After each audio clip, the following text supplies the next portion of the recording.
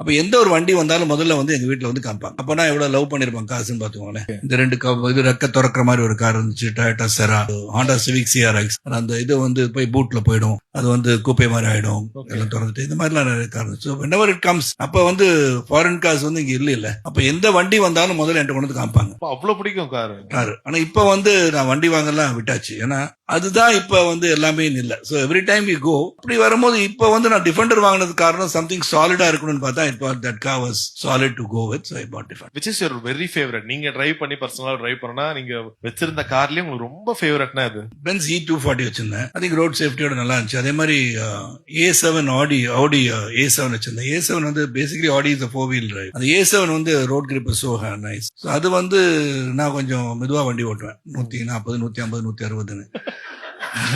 என் கூட வண்டியில உட்காரதே நிறைய பேர் பயப்படுவாங்க. சரி. சோ அது தப்புன்னு நான் சொல்றேன். எல்லாரும் வந்து உடனே பார்த்து நாளைக்கு தலைவர் சொல்லிட்டாரு நம்மளும் 140, 150ல போலாம். அப்படி இல்லை. அந்த வண்டி அதை போய் பிரேக் அடிச்சா இட் ஸ்டாப். ஓகே. ஸ்டாப் ஆயிருக்கும். அந்த மாதிரி பெரிய அந்த மாதிரி ஒரு bike road grip so good A7. அது A7 இப்ப இல்ல. That is sports model. அது ஐ திங்க் ஒன் கார் வச்சு